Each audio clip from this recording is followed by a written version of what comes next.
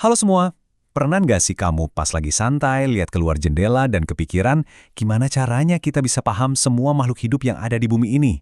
Maksudku, variasinya kan banyak banget ya, dari serangga paling kecil sampai paus biru raksasa. Ternyata ada sistemnya loh, dan hari ini kita bakal bedah tuntas sistem keren itu. Oke, kita mulai dari yang simple banget. Di kiri ada kucing. Jelas, makhluk hidup. Di kanan ada batu. Jelas, benda mati. Pertanyaannya kelihatannya sepele ya, tapi ini adalah inti dari biologi. Apa sih sebenarnya yang jadi garis pemisah antara hidup dan tidak hidup? Nah, buat jawab itu, kita perlu tahu dulu nih, para ilmuwan tuh sepakatnya gimana. Ternyata ada semacam aturan main yang harus dipenuhi kalau sesuatu mau disebut hidup. Yuk, kita bongkar satu persatu aturannya. Ini dia, 8 ciri utama kehidupan, mulai dari bernapas sampai beradaptasi. Kalau ada sesuatu yang memenuhi semua kriteria ini, baru deh bisa kita sebut dia hidup. Kita bahas cepat beberapa yang paling penting ya. Pertama, napas. Dan ini bukan cuma soal hirup buang udara ya, ini adalah proses paling dasar buat ngubah apa yang ada di sekitar jadi energi. Mau lewat paru-paru, insang, atau pori-pori super kecil, inilah mesin utama kehidupan.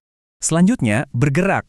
Mungkin nggak selalu kelihatan heboh kayak citah lari kencang, tapi semua yang hidup itu pasti bergerak, dalam bentuk apapun.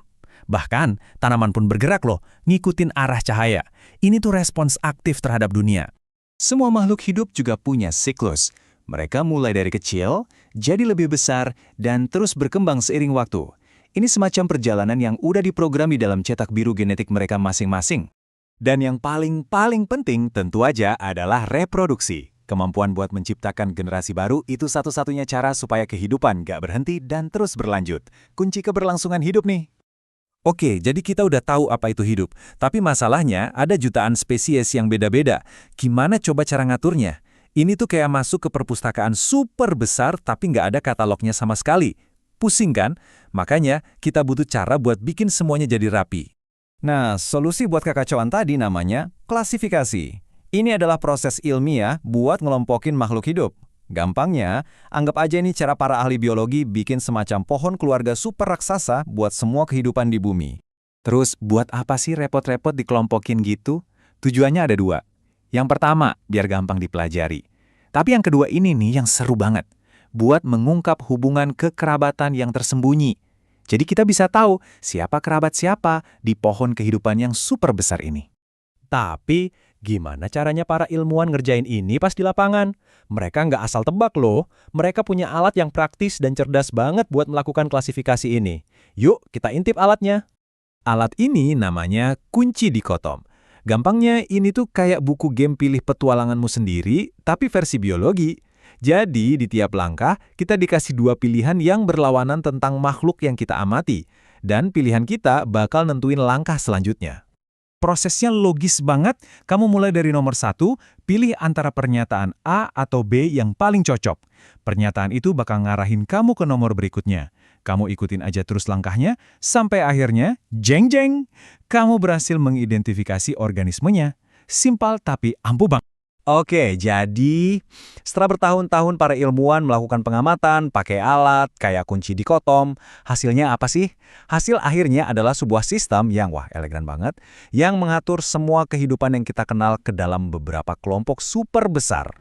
Dan angka saktinya dalam biologi adalah 5. Beneran, semua keragaman kehidupan di planet kita ini bisa kita kelompokkan ke dalam 5 kerajaan besar. Inilah cabang-cabang utama dari pohon kehidupan. Ini dia kelima kerajaan itu, Monera, Protista, Fungi, Plantae, dan Animalia. Tiap nama ini mewakili cabang kehidupan yang unik dan gede banget, dengan aturan mainnya masing-masing. Yuk kita tur singkat buat kenalan. Oke, siap. Kita mulai tur kilat melintasi 5 kerajaan ini. Kita mulai dari bentuk kehidupan yang paling purba sampai yang paling kompleks. Pertama, ada Monera. Anggap aja ini kakek buyut paling tua dalam kehidupan. Isinya adalah makhluk-makhluk paling dasar, contohnya bakteri. Mereka ini prokaryotik, artinya sel mereka itu simple banget, nggak punya inti sel yang rapi. Mereka ini cetak biru paling awal dari kehidupan. Naik satu tingkat, ada protista. Mereka juga kebanyakan bersel tunggal, tapi sel mereka jauh lebih kompleks. Mereka ini eukariota, jadi selnya udah punya inti yang terbungkus rapi. Nah, di sini kita nemuin makhluk-makhluk unik kayak amuba dan ganggang atau alga. Nah, ini perbandingan yang penting banget. Tumbuhan atau plantae itu adalah produsen. Mereka punya klorofil, jadi bisa masak makanan sendiri lewat fotosintesis. Beda banget sama fungi, kayak jamur. Mereka ini pengurai. Mereka nggak bisa bikin makanan sendiri, jadi mereka menyerap nutrisi dari makhluk lain yang udah mati. Dan yang terakhir, kerajaan kita sendiri, Animalia. Yap, kita semua ini termasuk di dalamnya. Kita adalah makhluk multiseluler yang harus makan organisme lain buat bertahan hidup. Kerajaan ini luas banget, dari serangga yang nggak punya tulang punggung, sampai kita, para vertebrata yang punya tulang punggung. Jadi, buat apa sih kita belajar semua ini? Simpel aja, kita nggak bisa melindungi sesuatu yang nggak kita pahami. Dengan mengenal betapa luar biasanya jaring-jaring kehidupan ini, kita jadi tahu betapa berharganya setiap makhluk hidup untuk kita jaga dan lestarikan bersama. Sebagai penutup, aku mau kasih satu pertanyaan buat kamu renungkan. Coba deh, sekarang juga lihat sekelilingmu, dimanapun kamu berada.